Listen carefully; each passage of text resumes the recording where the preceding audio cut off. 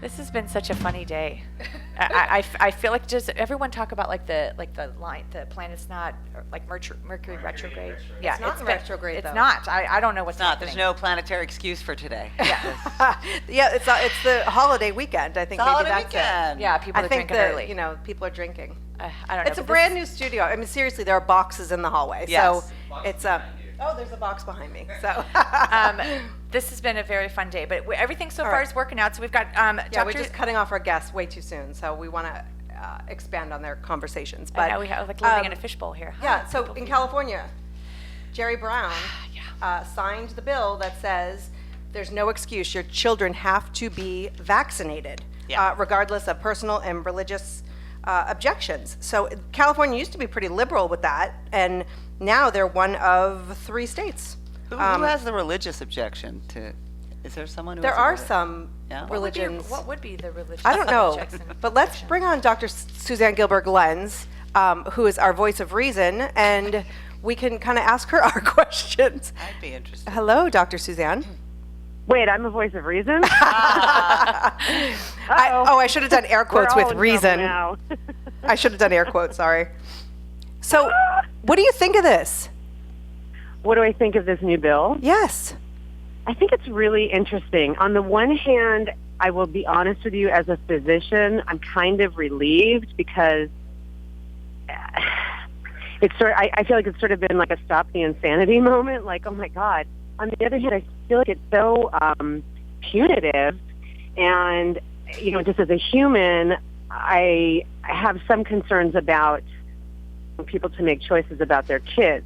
I think the problem has been that the anti-vax people feel that they have a right to make choices about their families and their kids' health, and I understand that, but they don't seem to understand, and they don't want to acknowledge or own that they're affecting all of our kids' health by their choices. Why do their choices trump my choices? So I have a problem with. I have as a physician. question. So it kind of loops back. I mean, Right. I feel I get where the anger is coming from here. And Jackie, you and I have known each other a long time, so you know that I almost suffer from seeing all sides of the issue. It's a little bit painful for me. But it's a really bold choice politically, to be honest, and in terms of health policy.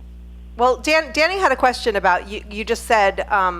that they're affecting other children. Hi, I'm Danny. I'm representing the uninformed mom on this subject. Okay. My kids are long since vaccinated, and yes, I did do it. So, okay, anti-people, you can write in hate mail. But my question is, so if I chose not to vaccinate my child and brought him or her into school, and everyone Right. else is vaccinated, who cares? Like, why? Because the issue is this. In the past, Danny, we all were benefiting, including a lot of these people who are not vaccinating their kids, from something called herd immunity. The problem is that herd immunity is only in effect, and I'm going to explain to you what herd immunity is in effect, when I think you have like 90 or 95% of the people in that, quote, herd vaccinated. What that means is that if your kid isn't vaccinated or my kid isn't vaccinated, if 95% of the other children in the community are vaccinated, it's very unlikely that the illness against which they were vaccinated will enter into the community and cause an outbreak. Right, that totally We're makes finding sense. that in some communities, and I will tell you, this is a white privilege issue, you guys. 100% Yeah, a white privilege issue. yeah. Because the communities that are falling below 50% are largely, and there's a study in the Journal of Pediatrics not that long ago showing this, demonstrating this. This is science. That in some communities we're falling below 50% vaccination. It tend to be upper middle class white communities. Yes. Where I'm going to just say, being an upper middle class white person, we do a lot of overthinking and we have white privilege. So like we get away with it until we go to Disneyland and we don't get away with it. Right, Well, right. I That makes sense. Thank you for explaining that herd thing. I also think, though, that, and maybe I'm wrong with my stats, but all the states require vaccination. It's just other states allow you to opt out for religious or personal beliefs. And so there's this like, But it's oh my God, interesting, California's... There's definitely a split, because I went online to look at this last night, and there's definitely a split. There are some states that are moving toward more exemption. There are some states that are cracking down on exemptions. It's interesting. It's a political thing. It's a reflection of the constituency, I think. Mm-hmm. Look, people's fears about severe reactions it's not that nobody has severe reactions to vaccinations. I took the, obviously I take this seriously, and I wanted to make sure I was informed. The truth is, again, evidence shows, and I was looking at the WHO website, okay, the World Health Organization website, and I get to be a conspiracy theorist and feel that they are trying to kill us, but I'm not going to go there. I think that's, BS. That's just not accurate. The WHO data shows that the people who are most at risk for severe reactions are actually adults, not children. It's adults who are getting boosters. So they really are trying to kill us. Rates are exceedingly low. I mean, on the order of less than 1 per 100,000 to 1 or 2 million. Right. It's very, very infrequent. And again, I want to make it clear and remind everybody that even this bill that was passed in California, there are medical exemptions. Right. So if your kid has had demonstrated reactions, has immune compromise, has other reasons why it would be unsafe to be vaccinated, no one's requiring vaccination. Well, and the other thing too is that for kids that have been for parents that have opted for personal religious belief, they're grandfathered in. I mean, that's something that I think people haven't paid attention. Yeah, I did not know that. They're That's grandfathered really in. So if you've already gone through those steps, you don't have to change what you're doing, but it's for the new. Yeah, that's, again, I mean, this is where, and we can talk about this another time because now we have to go to break. People only read the headline. They don't read all the way, not you, Suzanne, but you don't always do all of our due diligence. But wait, we do have to go to break. Dr. Suzanne, will you stay for just a few more minutes? Because I do want to ask you about Gardasil, because that's constantly Yeah. Okay, we'll be right back. We're going to take a break. You're listening to Okay. Broadscast on KHTS, your hometown station. Still have Dr. Suzanne Gilbert-Glenz on the phone. I think I started talking too soon. But so, Dr. Suzanne, you're still there? Hello? Dr. Suzanne? Hi. So Kim was just saying before the break that there's a grandfather clause here. Yeah, we're not sure. It says that the bill writers want to make it clear that students whose parents have claimed personal belief exemptions will be grandfathered in. That means more than 13,000 children who have had no vaccinations by first grade won't have to get their shots until they enter seventh grade. So we don't know for sure if that covers just that student or all future siblings as well. That I'm going to have to do a little research on. But I don't know. Yeah. But and I wasn't aware of that at all. But with these vaccines, my kid just had his 11th, and you have an 11-year-old, right? 12. 12. So, the whole HPV vaccine conversation came up. And they're like, next year, we'll be giving him I'm like, wait, I got to talk to Dr. Suzanne. Is that, talk to me about this, please. Is this really necessary? Is it safe? As a gynecologist, I have a very strong opinion on this. And you and I, Jackie, I think we first met when this was being debated very hotly, and this is probably 7 or 8 years ago. Yes. The vaccination had just come to market, and people were very concerned because they were concerned about vaccinations. My feeling was also that it was this very explosive combination of vaccinations, sexuality, and children. I mean, whoa, that's like way to cause parents to freak out, right? Like, oh my God, my kids are never having sex. Guess what, folks? As a gynecologist, I'm here to tell you, your kids are going to have sex. Clearly everyone except for mine. Are they going to have sex at 12 or 13? Some of them are. Most of them aren't.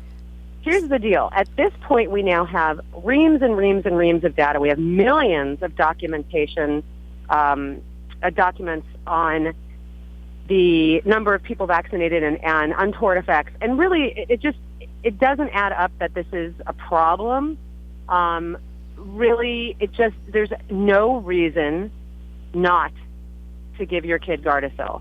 When to give your Gardasil, I think, is more of a discussion. I think you have to be honest with yourself and know yourself and know your kid and know whether or not there really is an open discussion about sexuality, because you want to get your kid vaccinated before they start having sexual contact. How much time before? The data is just super clear. It's absolutely decreasing the rates of serious HPV infection that can lead to, in girls' case, cervical cancer. Penile cancer is exceedingly rare, but it does happen, not so much in developed nations where people have access to care.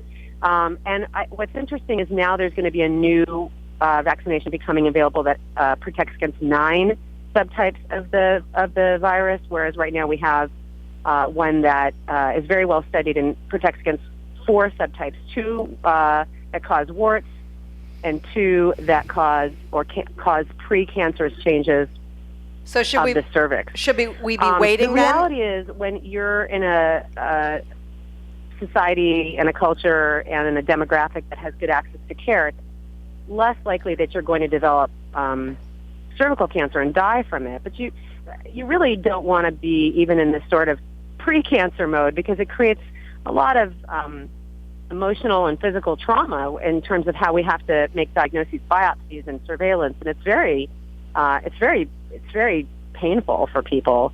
And why would you not prevent that in your kid? I guess that is the question. So for me, the decision I made with my kids was, when my son entered high school, before he entered high school, I made sure that he got a series of vaccinations. My daughter, who's not listening, she's over by the table, who will be 15 and is entering high school, she is going to start her series of vaccinations this summer. Yeah. I know my kids. So you We wouldn't talk about necessarily do it I at know 12 that years that's good, but you have to know your kid and know your doctor. I don't know if you need to start at 12. Okay.